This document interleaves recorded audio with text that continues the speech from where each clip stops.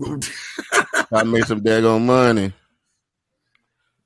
Welcome over the top podcast. This is your boy HD.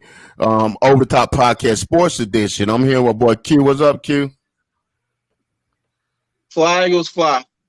Fly Eagles fly. We're gonna have a hard time keep it on free agents because we gotta pay our quarterback about $45 million to stay in the ranks, I guess. What's up, RJ? I'm gonna miss CJ. What's going on, RJ? Oh man, I'm chilling. I'm here. I think got things going your way. Man, good, man. No complaints. Cool. What's going on? We always got B on the line. Bell, what's going on with you, bro? What's happening? Hey guys, over the top podcast sports. That you know we are on YouTube. You also can visit us on Over the Top podcast Facebook page where we do some shorts or podcasts on sports shorts. But we're gonna jump right in it. The NBA Weekly, we still coming down to the bottom stretch of the NBA regular season. Who trying to make a run for the playoffs? Who you guys got the dark horse? I'm gonna go. The guys been playing pretty good. I'm gonna go with the Knicks. You think the Knicks gonna make a run? Shout out my boy Omar Cumberland, Strasburg, Pennsylvania. But you think the New York Knicks gonna make a run for the playoff run? What about you, Q? What you think about the Knicks? The Knicks. The Knicks, they rank what, 6? What they rank? They're not far fetched. The Knicks are 5th. But yeah, when you think best teams in the East, how far down do you gotta go for you to talk about the Knicks? But they making a run. I'm just saying, okay, what kind of run they making? What do you think? They making a run? The last time they made a run, they got to the playoffs and Julius Randle forgot how to shoot. You know what? When it comes to the Knicks, I'm just pleased to see that it's a representation coming out of New York. Besides, to be honest, Pat and Oakland, all them boys, they rolling over in their graves when they talk about the Knicks. Is that poor ownership, or is this the players bad? What we got going on with the Knicks? Ownership. 100% ownership. Yeah. How you got two of the best players in the world want to play in New York, and you don't want to trade for one, and you don't want to sign another? Man, James Dolan. Yeah. James Dolan is Dan Snyder in the NBA. Mm-hmm. Everybody. That's a bad comparison, ain't it? I guess it is accurate though. I mean, everybody strange stuff. Everybody talks about what he's done relative to, interacting with the public, undermining public confidence in the team. He's funded it, but at the same time, there's things and moves that he's made that has alienated the base of the true fans, and that's not a good look. And they got a loyal fan base. They still, considering the fact that they lose, I'm thinking, man. Heck, man, a ticket in Charlotte is probably about $60 a regular season ticket. So in New York, that thing probably about $125. Well, Charlotte is expensive. But I think Michael put that price tag on Charlotte though. So Charlotte prices are crazy high. Who you think pretty good coming out? Go ahead. Knicks ain't nothing but Dallas Cowboys fans. Okay. I don't know. They don't have that loyal, Paula. They don't have. I know they don't have that loyal. They have that loyal, Paula. Bell, who you got coming? They're making moves in the East. They may be surprise somebody. The Knicks is my surprise team. That's my surprise. Who you got? Who you think in the East is a surprise team besides the top 3 or 4? I don't know if it's really a surprise, but I think what's happening in Boston right now is serious.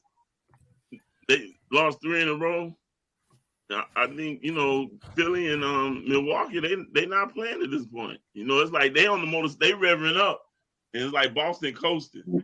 And I forgot what I was watching the other day, but they pointed out that players, it's possible that they have they're not respecting the coach and whatnot. So who, Udoka? Mazzola? Yeah.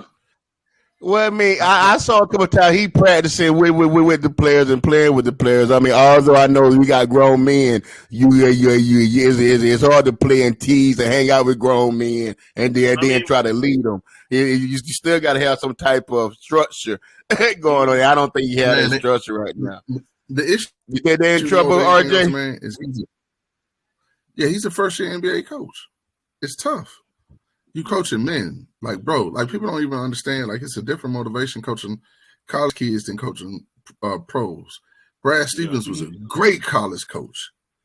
I ain't never seen nobody play defense like that Butler team play defense on Duke. Man, it was in their chest. Right. Like, that's jockstrap defense. But man, in the pros, he couldn't make it work. Yeah. You know, Udoka is that. He's that guy, man. KD. A lot of the players from Brooklyn co-signed him, man. So I look at when I look at a guy like that, man, he's really well thought of. And so I think he look like he demand respect in the locker room. I don't think the young kid demand that respect in the locker room. What do you think about that, Q? I know you look. He know what he's doing. He know what he's doing. You can't get this far in the season without not knowing what you're doing. I just think he's at a place where right now he's never been before, and that's playoff basketball and getting people ready. That's a different animal.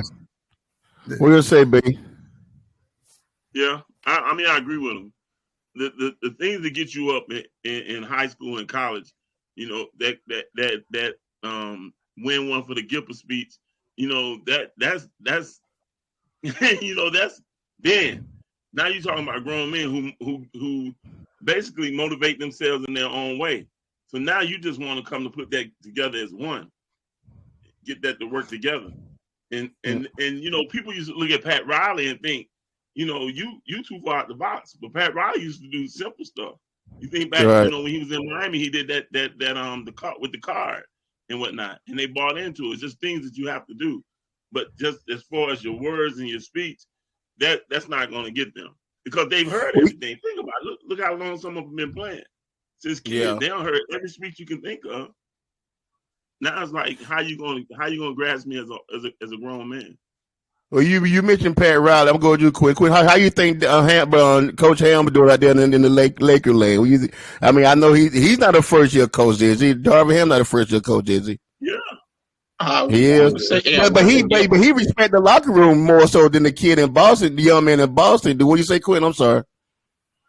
I want to say he is a first-year head coach, and I don't know if it's just how the league goes with running 2-point guards, especially when Russell Westbrook is on the team and there's a bunch of guards on the team that can't shoot. And then one of the first lineups when D'Angelo Russell gets here is having D'Angelo Russell and Dennis Schroeder on the court. Now our guards can't play defense. But isn't he doing a better job? You think? I mean, I think he's. I mean, the Lakers ninth. I mean, last week there was 13th, 12th. They're ninth now. I'll give him credit. He somehow convinced Russell Westbrook to come off the bench, and Lakers were on a run while Russell Westbrook was a sixth man, and then that stopped. But yeah, ninth now. We're in the play-in. Now he's got to stay there until LeBron comes back. What do you think the difference between the Boston coach and the Lakers coach, Bear? Is there a difference can you tell the difference in the coaching styles this early, or it just the team just peak, or did Boston peak too early?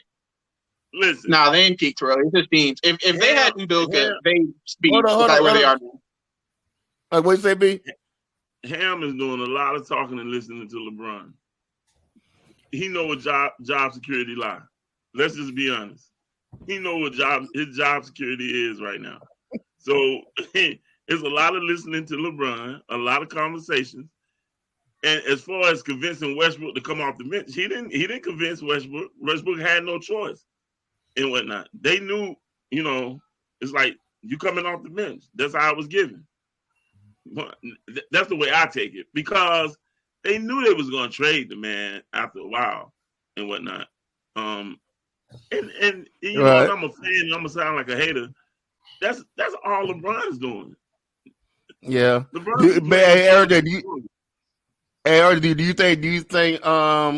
you think Denver stay at number one spot? Do you think they fall in the West? Who, Denver? No, I don't think they're Yeah. gonna stand. Have you seen I this? don't. I just. I think we're really looking at like a good down to the wire race, and both conferences, the goddamn teams are really close. I think the only team that's really working to separate themselves from other people. Well, no, I'm looking at the standings. It's the Celtics, the Bucks, and the Cavaliers have a really decent record too. They have 40 games, so some of those teams are going to finish around 50 games plus. But a lot of the rest of the teams are kind of like, ebb and flow. So yeah, it's gonna be tough, man. It's gonna be tough. I'm looking at the West, Bell, and we were looking for the West to be excited coming down the stretch, but we got some injuries. You got KD hurt, you got Luka hurt. I mean, that kind of opens it back up, don't it? I mean, what do you think about the West? Here's the thing. I kind of question. I feel like, when you look at LeBron, I feel like he's hurt, but I question, especially after listening to KG today, I question how hurt is he and whatnot. I think KD is just precautionary. I mean, I don't think he rolled it. It looked pretty bad, but I don't think it was as bad as it looked bad. I think it looked worse than what it really is, which is like good for them in a sense. Here's the thing. Denver in trouble. If the Lakers can maintain and they can win a good amount of games, and then Phoenix keep gelling together, I'm gonna be honest, Denver in trouble and whatnot. Yeah. What's your thoughts on that, Quinn? If LeBron took on the mindset, if he took on that Miami mindset that he had when he went to Boston that time, if he had that mindset for the rest of the season, then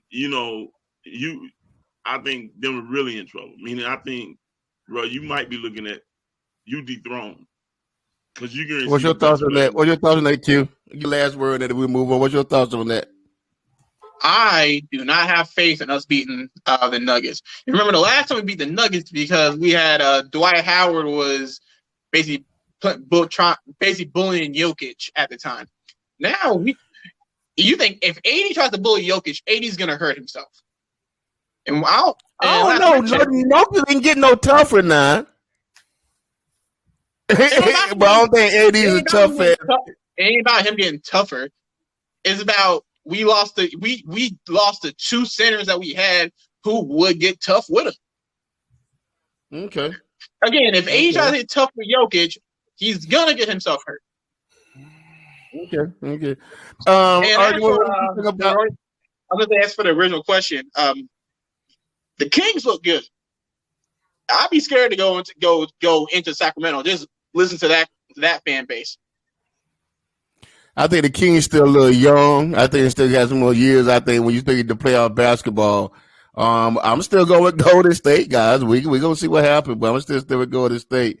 Big Ron, last thing about basketball. What do you think about Perkins' comments on Joker? Do you think that was warranted? Saying he padding his stats and the league is kind of partial to him getting the MVP and all that nonsense. Is that warranted, or there's just a little hate flying and there's nothing to see there? I think you got to really preface this by this. JJ Redick spoke about Perk the day before, and Perk wasn't even on the show. Perk was off. So Perk felt the way about when JJ Redick spoke about him. He mentioned his name, so he came back on, but he was asked a question about the MVP voting, and he gave his honest take. That was his truth. I can't say one way or another whether he was wrong or not. For me, I haven't watched enough basketball to develop an opinion. But I'm going to tell you, I can't say nothing bad against Joker. But at the same time, I think there are players that are playing a little bit better than him overall and doing. I ain't gonna say overall, but they're having comparable years. I like Embiid. I like Embiid. What you think about that, Bell? What's your response? The league has done Embiid wrong for the last 2 years ago, they definitely did him wrong. He should have been in the mention last year. But if you ask me as far as the MVP race this year, one man has improved significantly and shown that he can carry the league, and that's Jason Tatum. Jason Tatum has done his thing. I don't even know why you looking at Jokic or whatever. Jason Tatum is doing it night in and night out. He doing it. You always, I know you probably was supposed to that Quentin. You always supposed to that Quentin. 24, 11, and 10, and number 1 in the West. What more do you want him to do? He is number 1 in the West. 11 but at this point, you're talking about a big. He's the only big technically in the West. So? Okay. I mean, you got Aiden. You telling me in an open draft, and there's Jokic and there's Tatum. You're taking Jokic first. No, sir. No, you're not. I'm taking Tatum. I'm going to build my team around Tatum. Okay, that's an open draft, and we're talking about the league right now. If you're talking I'm gonna take Embiid. I'm gonna take Embiid over Joker. I would not take Embiid over Joker. Yes, sir, all day. But that is my personal opinion. One of these players made the Western Conference Finals, and one of these players isn't injury prone either. Well, we gonna see what he's doing this year because I know Embiid playing with a man on a mission right now, buddy. And with a chip on the shoulder, we see what he do. Huh? It's been a long time since Embiid been consistently hurt. It's not like he hadn't had the. I mean, I don't think people realize how hard it is to play 82 games, man. Slim, that's a lot, man. And practice, shoot arounds, and run the streets. That's a yeah. That's a lot. Hey, and run the streets. And for the fact that Joker can do all that while not having the best physique, not being that athletic, and still dominate not just teams in the West. You gotta play teams in the East too. And still do what he's doing. It's again the next closest team to the West to them is the Kings and the Grizzlies, and they're both 7 games behind them. Hey, well, you know what? Like my high school coach, we used to have this thing called we used to do Oklahoma, but he called it find out drill. We're gonna find out in about a month how legit he is. Yeah. And so that's what you know. All that talking we doing, we're gonna see what the numbers look like. To me, his teammates will begin to look at it and say, "Hey, you winning all the individual accolades, but we're doing nothing as a team. It's just blank. It's zero." And I mean, it's like the teammates weren't there last season. But let's not forget, Murray and Porter were hurt last season. They did not play in the playoffs. Yeah, Murray hadn't been right since. People get injured. You know what I'm saying? Like, I guess you know, thing with me he blew his ACL out too. Murray, right? Mm-hmm. Yeah. And Porter, Porter's always had. He's always had back pain since coming out. That's why he fell on his back. He's always had back pain. Like, something crazy. So yeah, see, that goes back into all them games they play as kids. Yeah, that wear and tear in your body, man. After a while, that hurts. So we all know what Ja Morant stays in his situation. So the police in the area has dismissed any charges, but he still got issue with the league. Because it may be carrying a firearm on any NBA functions or team buses or means. So they're trying to see how the firearm got there. The last time this happened, it was Gilbert Arenas, guys, and that was a 50-game suspension that this guy brought into the locker room. That's with it. I know you laughing. Ron. That was the Wizard day. Was he a Washington Wizard kid? He was always a wizard. He was always a wizard, but that was Barnes Crittenton. He ended up going to jail. He lost his mind. Yeah, Wait, so now, pardon me. Did y'all bring it into the locker room, or is it showing? well, they're investigating now. He showed it, but they were trying to say, was it on the team bus? Was it on the team plane? How did he get there? See, that was what the problem is. But so I don't know. But Ron, I'm gonna go with you, because I don't know if people know you. How long you in Minnesota with KG? All together, I probably did 3 years, off and on 3 years, but right, once a year and a half straight. Right. And well, let me ask you, what's the responsibility of a player's team to kind of avoid and to try to keep them away from that nonsense? And what's the responsibility of the team? Yeah, of his squad that's around him, the one that keep his team around him. What's the? Well, the team they just expect you to be professional. They expect you to do your job, meaning be at the places. Do the community stuff that you're supposed to do. Be professional about it. No distractions. You know, that was big for us. You know, it was 9 of us, just like he had 9. It was 9 of us. And what was big is, you know, nobody ever set us down and said, this is the way you act. We knew you act a certain way. You know, you just carry yourself a certain way. You know, we KG took us to all functions, you know. I can remember one time we went to none of us know Jimmy Jam and all that, but we was at his birthday party and just stars, but we knew how to act. You never believe that we was just some kids that didn't have. You thought we had.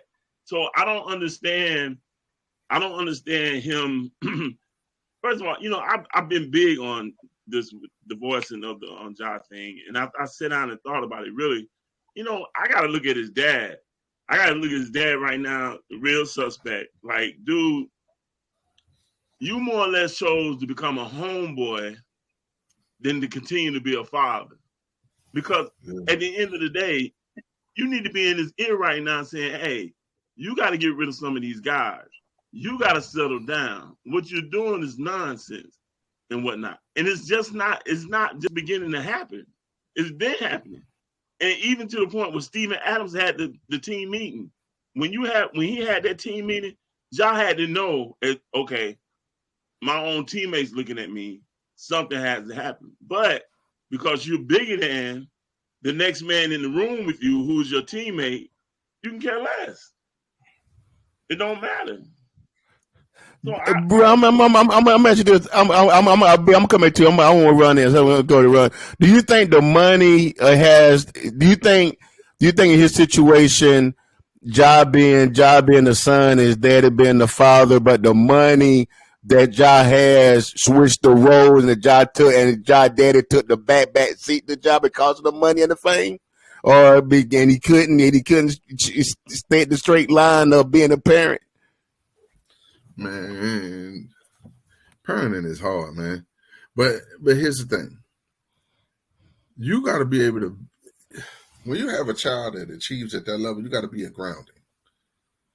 And so you got to really be grounded yourself, because he got caught up in the whole celebrity thing too. And they at this point where they feel like it's over. Now it's just begun. Because if you really look at it, he's at the beginning of his career. He 2-3 years into the league, man. You want to get at least 2 to 3 contracts out of this. So what are you doing to help this kid make sure that he makes stupid dookie money? I mean, and when I say that, you got your own shoe, you got your endorsement deal with Nike, so you get ready to be, you about to take slam off.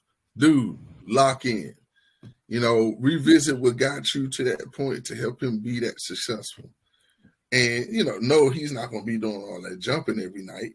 But what he does need to do is understand those fundamentals and those drills that kept him at the head of the class in that D1 AA. I mean, it was Division I, but it was I can't the Macus.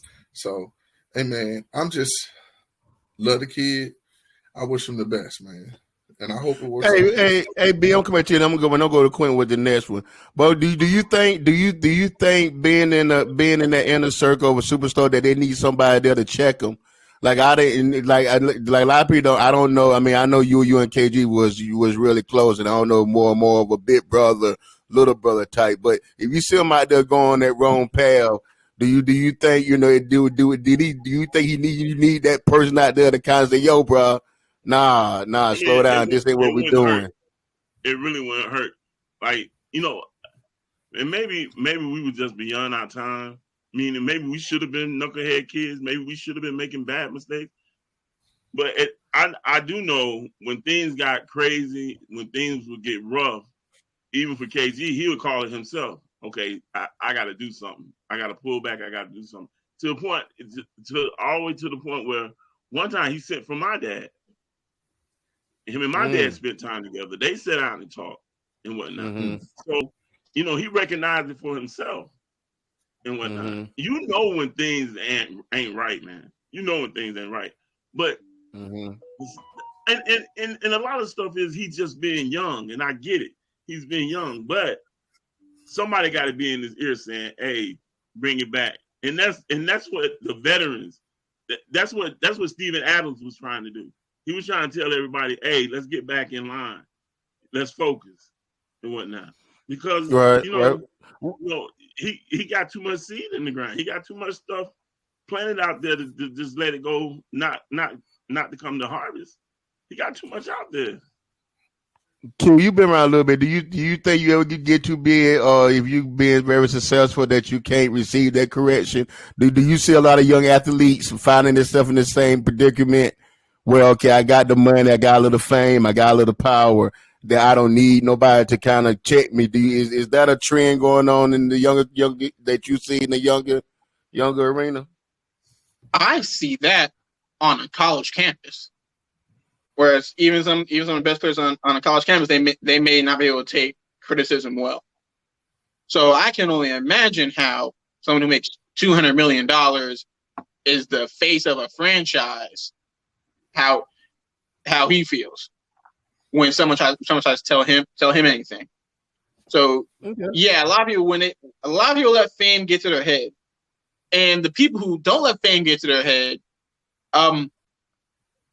people tend to not care about them. They let him go. They let him go under the radar.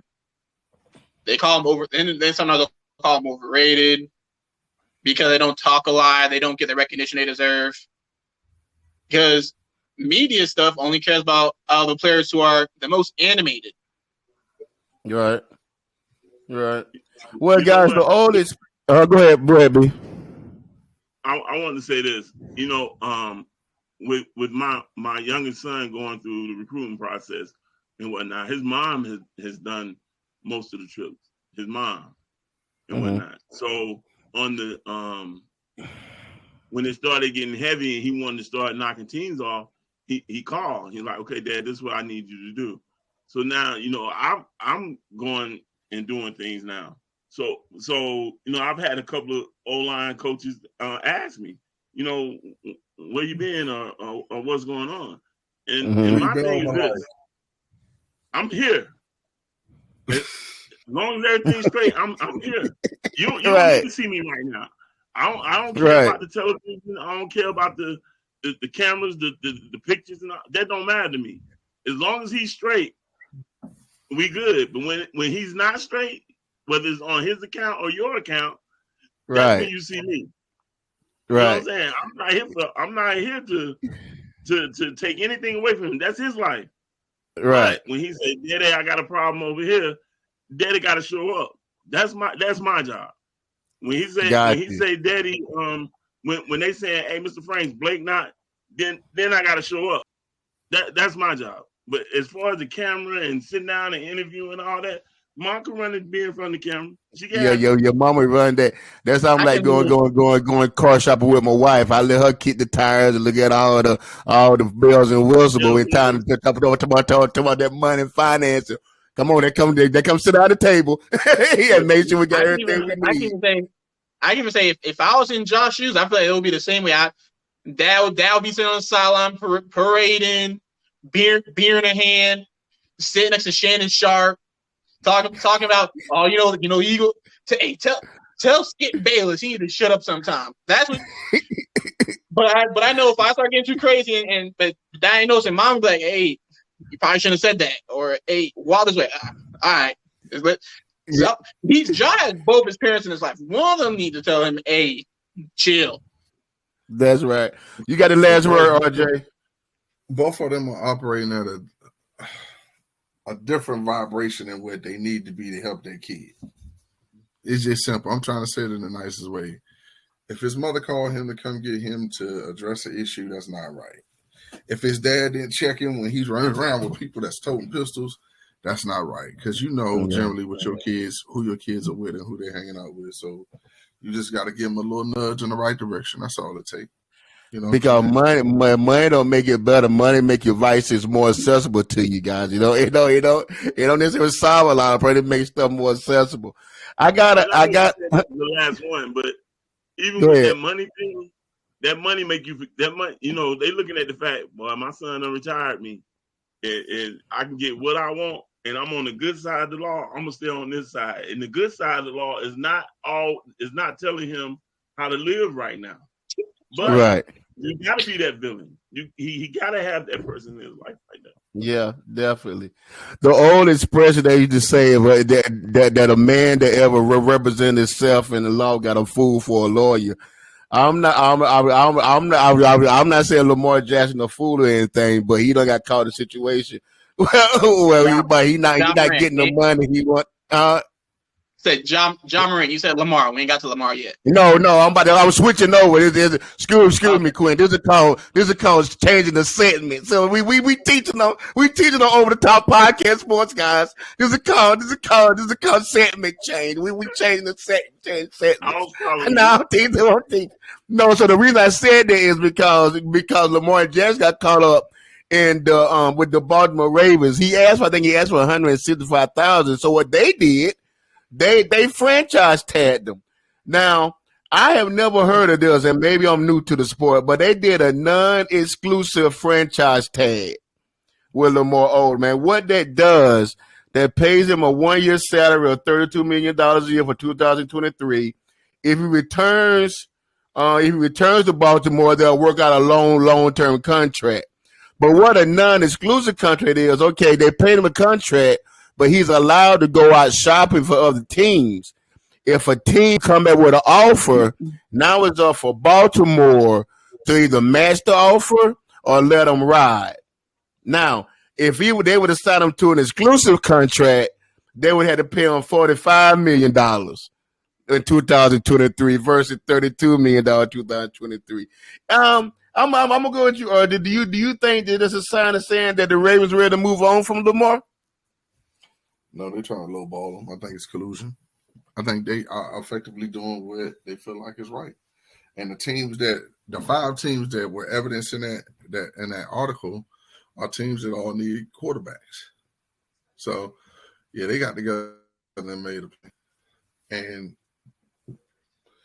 it's tough for the guys in terms of, like, once you reach that apex of getting a free agency, and now you have to go back and forth to truly get your freedom and the ability to do a lot of things that you want to do. So it's tough.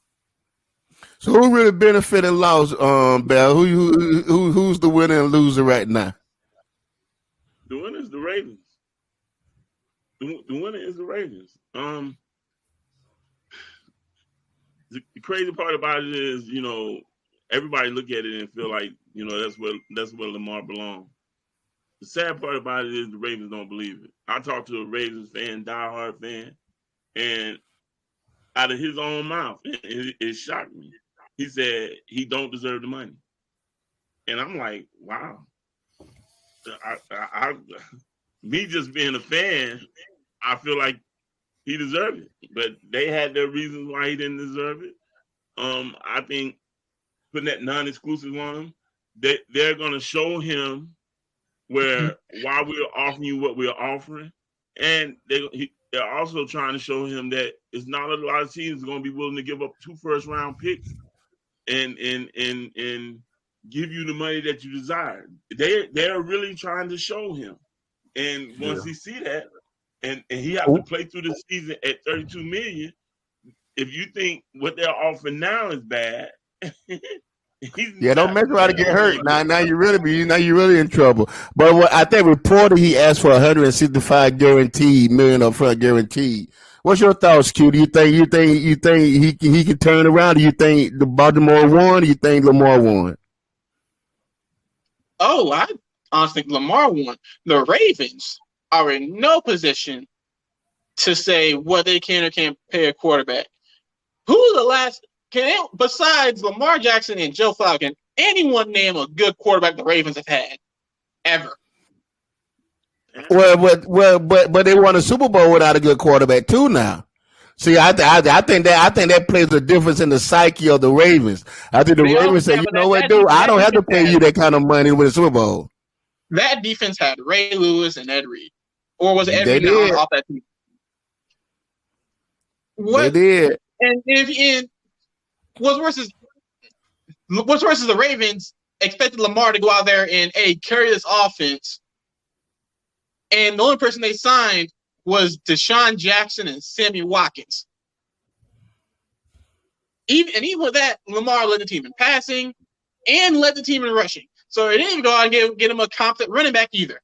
They told Lamar, they sent Lamar Jackson out there to just say, "Hey, go play football," and expected him to carry that offense with his best receiver being his tight end. And Mark Andrews is a great tight end. Mark Andrews is a great tight end because Lamar throws to him a lot because Lamar has no one else to throw to. Well, whoever get Lamar, they had to change their whole way of offense. Hey, RJ, you don't think Lamar can build himself? I think we lost RJ, guys. So I'll say this: Lamar can definitely bet. I'll say Lamar can definitely bet on himself. Lamar realistically doesn't have to play this season. Realistically, he doesn't. Right. In fact, I'll say it may be best for him not to play because he's probably gone out there and played hurt, hoping the Ravens would get him somebody. Which is why he always only plays 12 games. So you think he should bet on himself and just sit out the season? He is a former MVP. The opponents. Let me look at the 5 teams too, because I just put the 5 teams who said they wouldn't be pursuing him. Hey, Ron, do you think Lamar should stand up for himself and take and bet on himself instead of sticking with Baltimore? I found the 5 teams. Who's the 5 teams? Oh, the 5 teams are the Falcons, the Raiders, the Commanders, the Dolphins, and the Panthers. The only team I can say, okay, you got it, is the Dolphins, but they have their own issues, and that's protecting Tua. The 4 other teams would be playoff teams easy with Lamar Jackson back there. Right. Although I wouldn't want to see him on the Commanders with how FedEx Field is set up. Lamar wouldn't survive on FedEx Field. That field is awful. Hey, it was one more franchise tag I want to talk about this a little bit. Then we're gonna wrap it up. So how about Tony Pollard got the franchise tag? So what are they gonna do with Ezekiel Elliott? Trade him or cut him. I mean, is Zeke done? Is Zeke done in Dallas? In Dallas, yeah. As a running back, no. Huh? He's done in Dallas. All right. Yeah, I thought that was interesting. Hey, guys, hey, B. So we can go to the so Quinn wanted to ask the question: who's the top 5 quarterbacks going into next season? Who do you got? Who you got, Bill? Who you think we in the top of your list? I mean, 5 quarterbacks. Okay, the top 2. The top 2. I think it's interesting. You gotta look at naturally you go with Burrows out in Cincinnati. I think once they begin to get over the hump, they're gonna be, they're really gonna be a problem for Mahomes. You gotta leave Mahomes there. He's just a magician with the ball as long as he got legs. Once his legs die, I think he's gonna become interesting to see how he just work in that pocket. Because as long as he's able to move, And then I like Allen. I think Josh Allen need to do a little. He got to check himself though. I really believe he got to check himself. He got to do some soul searching and whatnot. And then once he gets there, old boy out and with the Chargers, I can't think of his name. Herbert. Justin Herbert. Yeah, Herbert. I think he's pretty decent. How much is that? That's about it. I know you searching now, right? Yeah. Ron, who your top 5 quarterbacks from that season? Mahomes. I'm gonna say Mahomes, Herbert, Burrow, Mahomes, Herbert, Burrow. I'm missing another guy in the AFC West. Mahomes. I can't put Geno in that category. I'm gonna say Mahomes. I'm gonna say, you can put Aaron Rodgers in it if he plays right. But I mean, those are the 4 that I could think of off the top of my head that I really think are MVP. Like they can do it. They can do it at the best with the best. And I want to surely add Jalen Hurts to that, but I need more than one more. I need another year of him excelling, and then I'll be like, he in that level. I need the one more year. Now, don't get me wrong, he ain't gonna be like Donovan McNabb. You get Donovan McNabb off his spot, it was over. So I think, but I still do think he's gonna be like extremely successful. You know what I'm saying? So my 5, and I'm gonna let Q get the last. So my 5: Jalen Hurts, Patrick Mahomes, Joe Burrow. That's 3.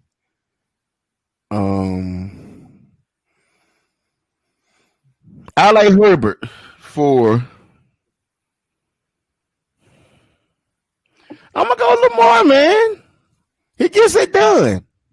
5. He gets it done. He gets it done. All right, man. He ain't got a team around him, but he gets it done. He gets it done.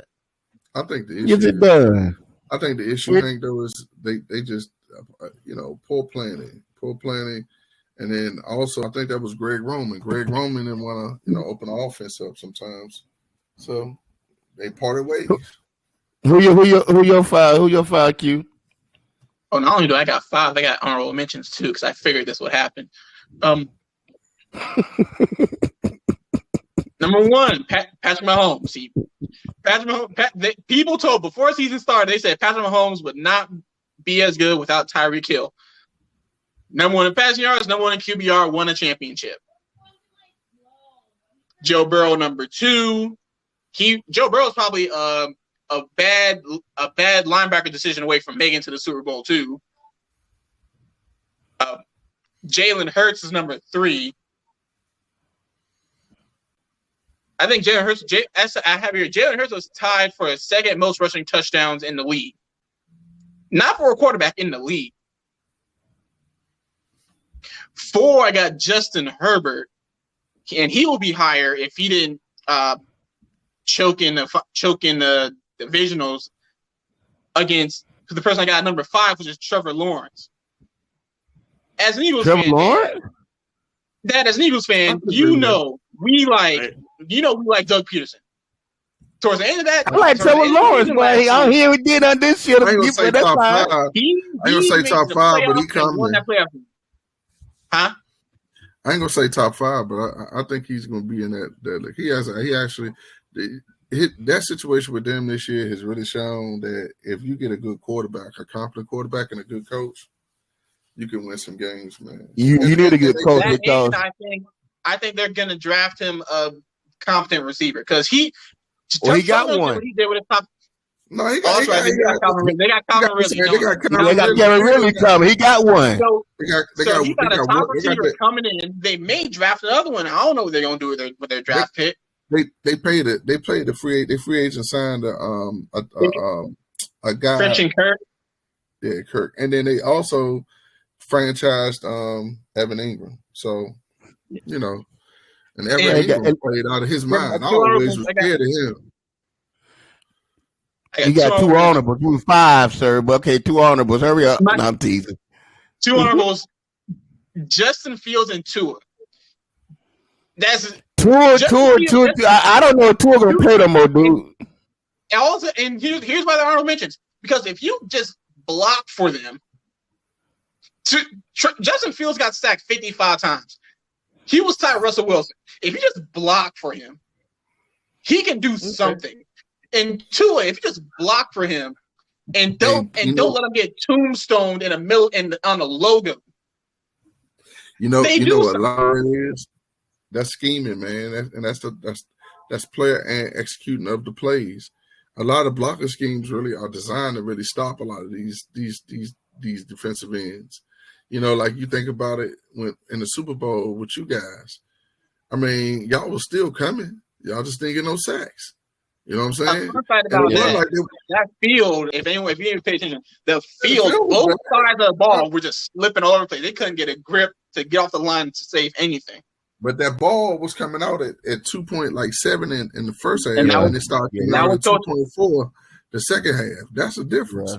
Right. Like Eric Bieniemy outcoached Jonathan Gannon, and somehow one of them got a head coaching job. You ain't gonna let that go. Jonathan Gannon is your man, ain't he? God dang! I just like him with a passion. You just let it, man. Hey, man! How many guys watch basketball today? College basketball today. A little bit. I watched a little bit of college today. I think the reason why I asked you. This is the reason they don't want the one that's straight out of high school going in basketball from high school to pro, because this time of year you get a product that I remember back in the day, man. We would just stop what you doing to turn on the ACC championship ACC basketball tournament. You stop what you doing to watch that tournament. The Big East, you stop what you do. I mean, you get people on lunch break. We would take lunch break go watch the game. This is the reason. See, this is the reason why the product got watered down. You know, I was there. I had the English teacher in class to turn on ESPN.com. Have the like 6 small screens, and say, "Hey, click on that one. Big screen, 5 small ones on the side." So can you imagine if they go back straight from high? Can you imagine going back straight from high school to pro? What kind of watered down product it'll be in March? You think about that, B? Man, listen, even go back to it. I remember, especially when I started working, I would I'll take Fridays off during the ACC tournament. And let's not even talk about March Madness. When March Madness started, that Thursday, right. I used to take days off work. So, and now it's just like regular. Like I caught some of the Carolina game. Like I'll tell anybody in a heartbeat, I'm a diehard for this year. I had to suspend them, and me and Hubert at some point we're gonna have a conversation. How your boy doing the pros from Carolina? What's your boy name? The center, the tall cat, the light skinned cat. What's the guy name? You're stirring. His game not built for that. But so he ain't go. Biko came. Oh yeah, that's what. Who Baycott? When I say Baycott, yeah. If you watch college basketball, not built for an NBA. He's done unless he go overseas somewhere. I mean, and that's that's what's sad about basketball, because you see a lot of talented young men, and especially like a lot of bigs that's being forced to like find somewhere to play basketball. That's what's sad about it. Because he just pretty much a rebounder. He's not no outside shooter. He ain't gonna be able to handle no ball, but he gotta. You know, he put a little work around the paint. The paint is his job. That's his job. Yeah. I just thought it was ironic to see the day I'm watching the tournaments, and I didn't get that same vibe. I didn't get that same energy. And I wonder where we losing at. RJ, where we think we losing that drive at? Go ahead, Quentin. Honestly, real tight and sequential, man. I remember, man, being a kid, man, and watching the Big East tournament. and my whole family sitting around talking trash about Patrick Ewing and Pearl. And when Pearl took a shot at Patrick Ewing and hit him in the nuts, that was, man, you should have heard my aunts in there, my great aunts in there. We all sitting in there in the kitchen, great grandmother's kitchen watching the basketball game, man. It was crazy. But the reality of it is that, man, right now, basketball is a different game. Yeah. And the fact that it's a different game speaks to that. The thing that really bothers me more than anything else is that they put the one and done rule in place to save these owners from themselves. It ain't the player's fault if you draft them. You know what I'm saying? You're going to get some guys that are good and some guys that are bad. That's really what the situation is with Lamar. You're sitting here saying, hey, man, we're going to put this, we're going to collude with each other to suppress these salaries because we don't want to pay these guaranteed quarterback salaries. So all these things is protection for these owners, man, these rich guys. Man, these guys got plenty of money, man. If you want to risk it and you want to get that, like, I don't think nobody remembers Corleone Young. Corleone Young was the number one player in the nation. And at 6'7", 6'8", and had no outside game, no dribble, and was barely had bounce and got drafted by the Knicks in the first round and was out the league. You know what I'm saying? Mm-hmm. Eddie Daggone, he had an NBA body, but not an NBA mind. What's my man from Chicago? Because at that time it was real. It was tight too. They were cataloging the play of Chicago basketball. So it was what's the big dude, man? Y'all, you know what I'm talking about, man. Eddie Curry. Eddie Curry.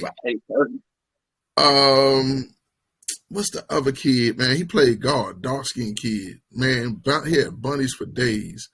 Eddie Curry. There was a couple of guys out of Chicago. They were chronological. You think was it Darius Miles? Nah, it was right around the same time as Miles, but a little bit earlier. You talking about Ronnie Fields? He was Arizona. Nah. Small black guy, dark skin, well built. God almighty, I can't think of that kid's name, but it was him. And I think they did like some of the old heads and they brought them in and they basically like looked at Eddie Curry's everyday life and basketball in Chicago. And at that time, Christ the King was the shot. Like it was, they had a smoker. You know what I'm saying? Mm-hmm. And so looking at that, man, seeing those things and seeing those kids come out, Curry didn't never live up to it. Tyson, like I knew in the draft, I felt like I wanted to draft Tyson. Tyson Chandler game never developed. He was just a shot blocker, man. And so you look at that draft, Kwame Brown. They was trying to save those in, and I ain't trying to hate on Kwame because Kwame. I mean, he played decent. Yeah, he didn't have a horrible career. It wasn't horrible. You know what I like about the Kwame Brown story? When he finally, I didn't say horrible career. I'm just saying they drafted when they drafted Kwame. I didn't. Who was it? Who else was in that draft? Well, what do you say about Kwame right quick, Bell? I mean, I know you got to take a bad something about Kwame. What's about Kwame quick, Bell?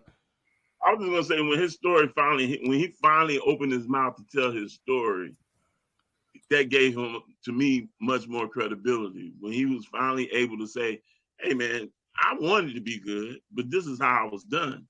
When he let all that out, I felt like, okay, now here's an understanding. You can see why his career went the route that it went and whatnot. You know, it's rough. You know, first of all, when he was drafted, when the Wizards took him, I was like, I don't know if I want to go be under anything Mike doing. I don't know if I want to be under that. And then, you know, he had to deal with that. And then Mike came back, and then dealing with Doug Collins, who listening to Mike gonna belittle you if you're not getting to that level. And so he dealt with that for some years. And then when he leaves, he go from Mike, he don't do better. He go to Kobe. You know what I'm saying? So I mean, dude. Do you think young players know what it takes, the work ethic it takes to be a professional? Some do. Some do. Well, And the few that do are either juniors and seniors at the college level, or they go overseas, and or they're from overseas. What's your thoughts, Because Bill? overseas, you're pros at like 15, 16. College level, when you get that junior, senior year, you got players who just know how to play. Everyone else, How about you, Bill? Kids are used to working out. They're used to the trainers. They're used to putting up shots. They're used to that. So their mindset, some of them mindset is by the time they get to be seniors in high school and they got to do the 1 year or whatever, they feel like, hey, I got it. I can do it and whatnot. So I think it's really easy right now. I'm just gonna be honest. I think if you're in the right situation in high school and you get one of the top Power Fives to recruit you, then you're in a good situation. You're in a real good situation. Like they have gone so far talking about Brian James. They've gone so far to even already project that he's going to be in the top 10 in the draft. Come on, man. Yeah, that's crazy. You know what I'm saying? That's crazy. You're at least 2 years away, and you've already put him in the top 10, and he's not even in the top 10 in his class. In his But he's the top class. 10 in the draft. now That's money because some way Bronny, he it didn't just get a fifth star. Here's the thing with that, though. Bronny's not even the one. He's not the one. Bryce is. Oh wow. Well, you got the last word, Ron. What you think? RJ, you got the last word. What you think? Huh? That's no love. And in terms of, do you think these players are ready for not just basketball, but do you think these younger players are ready to go play professional since the difference levels from college to pros is such a distinct difference? You think a lot of these players coming in ready, or you think there's a curve they have to go through? I heard Moses. I heard Charles Barkley talk about how Moses Malone schooled him and got him to be a better player. And Charles was like, "Man, I'm sorry." Charles said, Moses said, "Man, listen, man, the issue with you is you fat." He said, "Lose weight, simply put." And that was a dope comment. But Moses taught him how to be a man in terms of playing the game. And I don't think a lot of these kids want to listen to people. I think that's the one thing that really bothers me about AD getting hurt so much. It's nowhere in the world that you have a person like you've been around Bron consistently and you get hurt as much as you do. Go invest in your body, figure out how to strengthen your ankles and your knees to make sure that you don't break down during the season. That's Right. But I don't think the prep is the same. I think players do a lot of drills.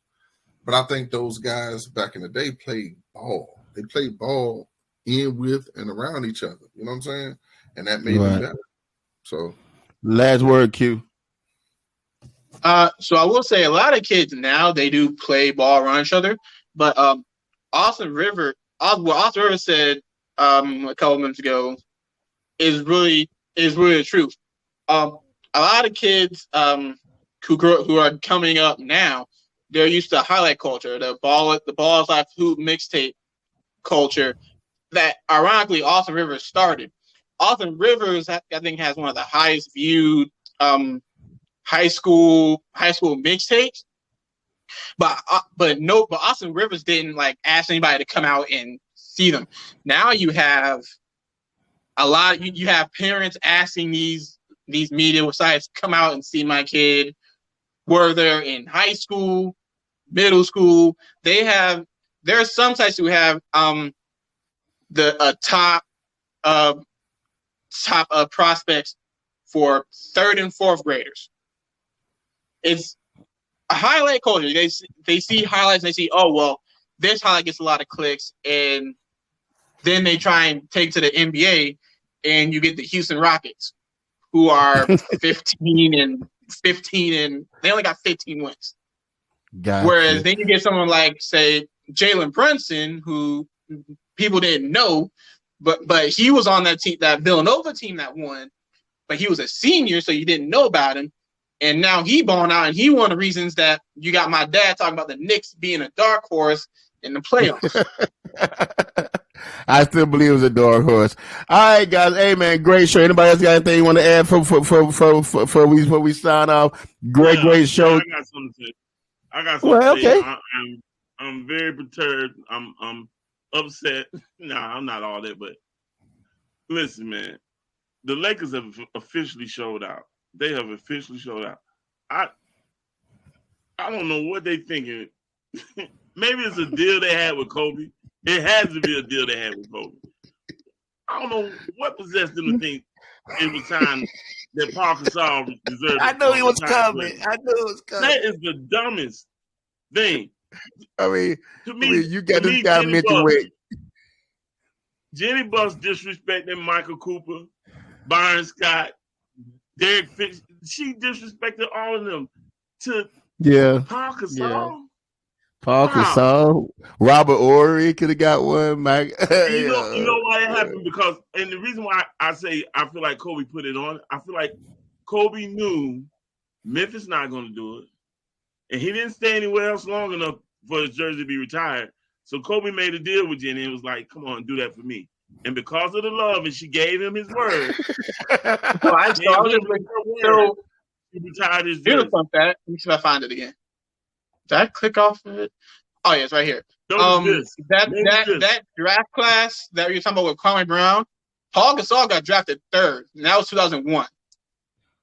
Paul Gasol deserved his. Oh, he got drafted by Atlanta too. He deserved to have his jersey retired. Wait a minute. Lakers. Wait a minute. He may have his jersey, need to have his jersey retired, maybe in Cleveland, maybe in Detroit.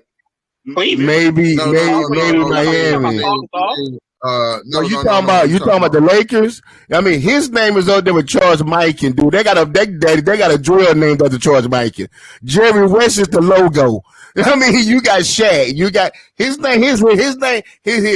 Don't track your good. Don't track translate. Don't forget Paul Gasol's career did not start in the NBA. He got overseas accolades too. Yeah, but that don't count for you retire your jersey in Lakerville. I mean, it's people that got jersey retired in two places. Come on now. We talking about the purple and gold. Yeah, that's a different number now, guys. It's some legends on that list, and there's some legends kept off that list that's better than Paul Gasol. If you retire, you notice this though. Hey. You notice this. The media did not ask Magic. They did not ask Worthy. They did not ask, and Shaq was on the other night. They definitely didn't ask Shaq. They have not asked anybody of significance that has a retired jersey with the Lakers because that is bogus. And you know, no Lakers and no Bell. Did nobody respond on it neither.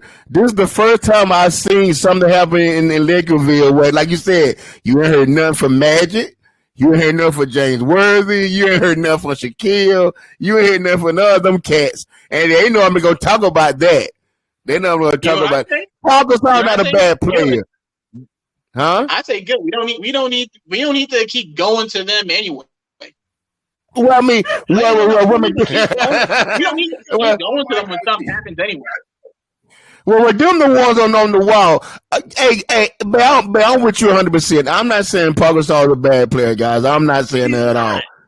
And he's in other arenas. Yeah, okay, I don't mind him being up there, but something about that purple and gold, dude. You up there with some heavy hitters. I don't know your accolades. You talking about 2 rings? This cat's up there with 5 of them. I mean, I don't know how they work out. I tell you what, that's how this. We'll do it in that show. Then we're gonna think about this. Who you take? Quick answer. Dirk Nowitzki or Paul Gasol?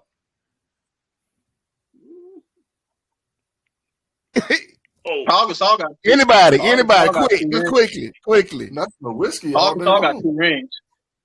Huh? That's the whiskey. Paul Gasol got 2 rings. Dirk got 1. Skill set is like the whiskey is skill, bro. Like that's the one thing that I love about his game. You know, it's like he's different. And when Whiskey played in that playoff game against the Heat, all I know is he was crushing that fadeaway, and I can't get that out of my mind. And when you can deliver in the crunch like that, that's awesome.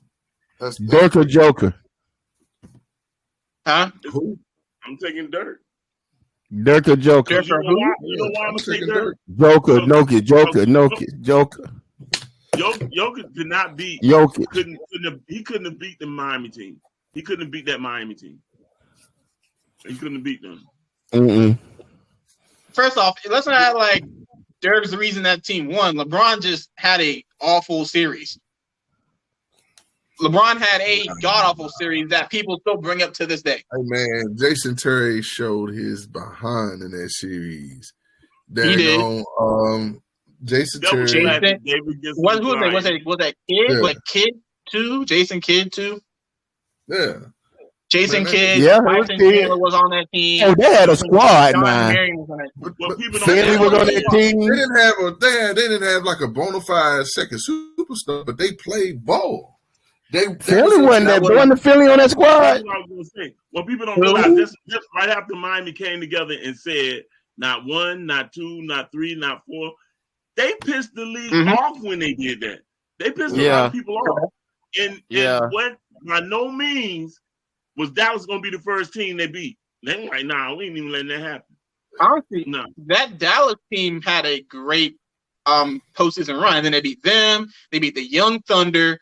And they actually beat Kobe and Powell like in the second round too. They swept the Lakers. I remember that year. They swept the Lakers that year. See that? Look at that. You just killed yourself. He got swept in the playoffs. I got swept. Come on, man. Okay, peep game. Who's the blue? Peep game. Would you rather have LeBron or Curry? LeBron or who? Curry. He said Steph. LeBron and Steph Curry. Yeah. I'm taking LeBron every time. LeBron. Oh no. LeBron he too much. And I agree. And I agree with you, but LeBron got swept by the Warriors. Yeah, LeBron by everybody. And a follow-up, if you don't want to go like recently, are you taking LeBron or Tim Duncan? Well, first of all, that being swept by the Warriors, even the team LeBron won the championship with in Cleveland, those teams were like mediocre teams. He took teams that like wouldn't normally get to the finals without him. He took them to the finals. Like Nance and those guys, they need to pick up the phone every day and say, "Good morning, King," every day for the rest of their life. But we just said the Mavericks didn't have a bona fide second superstar. It was Dirk and some of the best system. You want about system? The best system players the league has seen. No, Jason Terry was the system. Jason Terry did well everywhere he played. They did well. He's a great system. He's a part of the. He's a great system. But who?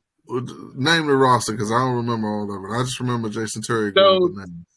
Jason Terry, Jason Kidd. I think. Was it Michael Finley starting that lineup? I think it was Sean Marion and Tyson Chandler.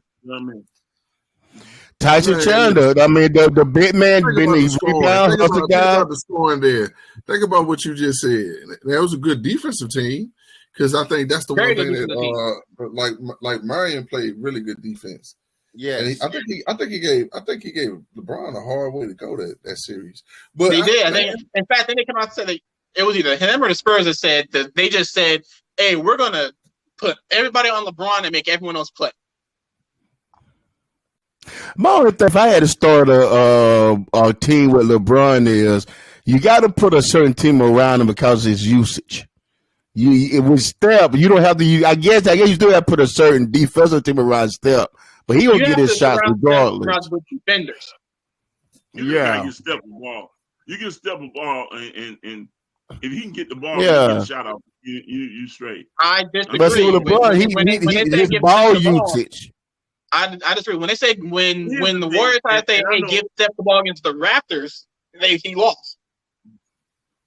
Here's the thing, and I know most people don't, they'll be like, oh, he said that. But I'm going to say it. I said it the whole series. I said the whole time he was actually in Miami. And even when he went into Hall of Fame. Chris Bosh is a waste of a big man. I promise you, man. He was a different big man. I don't know he was a waste away. He was a different big man. He started, he wasn't as aggressive. I can name, It wasn't as aggressive. Y'all don't remember early Chris Bosh. Chris Bosh was, man, 28, 25, 30, 32. He was putting numbers up. You know what? I got you right now. Everybody's not that player that could come together and play together. Like I felt like, I mean, they was pushing him to the wing, and LeBron needed to drive. That's the bad thing about you know what? Like if all things considered, LeBron probably wasn't playing it, but the motion offense that Golden State plays will probably be perfect for LeBron in terms of the movement. The issue more than anything else with Bron is a lot of these guys themselves, and so you notice in that motion offense in Golden State, they don't have a true five. They got a guy that plays five. And Looney a 4. He's not a 5. What you say, Quinn? That's the thing. I'm saying Kevin Looney's a 4. Really, he's not a center. I get what you're saying about Bosh. I think Bosh did well in Toronto. And I think he Bosh in Toronto had 20 and 9. But what you saying, B? I don't think he needed to. He wasn't that type player to join 2 other people, even though it looked good on paper. And we gotta also remember he was the second choice. They wanted actually Carmelo, and Carmelo didn't want to follow, so they went to Bosh. I mean, he was the second choice in that. But even I think a lot of times.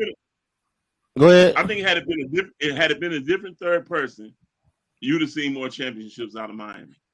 Well, I wondered if Bosh had to change his game to play with LeBron because Kevin Love had to change his game.